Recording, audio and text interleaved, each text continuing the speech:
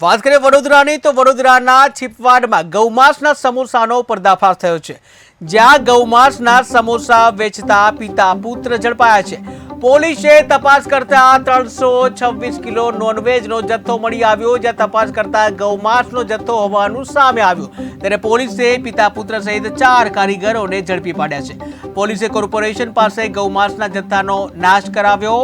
ગૌમાંસનો જથ્થો ભાલેજના ઇમરાન કુરેશી પાસેથી લાવવામાં આવતા હતા, ત્યારે છીપવાડમાં ઘરે જ ગૌમાંસના કાચા સમોસા બનાવી દુકાનદારોને વેચતા હતા, જ્યાં પિતા પુત્ર પાસે પાલિકાનું ગુમાસ્તા ધારાનું લાયસન્સ પણ નથી।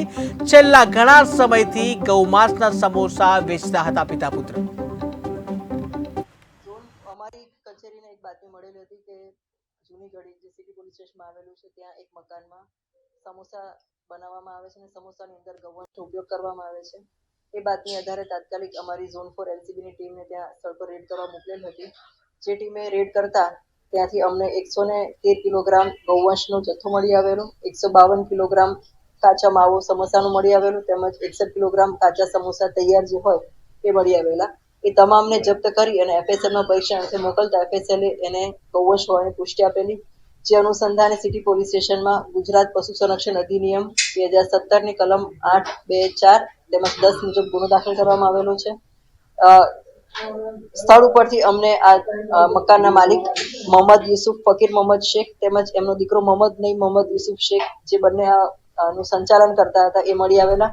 ઉપરાંત અમને 4 કારીગરના મળી આવેલા, મોહમ્મદ હનીફ ગનીભાઈ ભઠિયારા, દિલાવર ખાન ઇસ્માઇલ પઠાણ, મોઇન મબુશા હબદાલ તેમજ મોબીન યુસુફભાઈ શેખ જે 4 કારીગર હતા તેમને પણ અટક કરવામાં આવેલી। એમ 6 આરોપીઓને સ્થળ પરથી અટક કરેલા હતા અને તેમના રિમાન્ડ માંગતા નામદાર કોર્ટે એકના રિમાન્ડ મંજૂર કરેલા।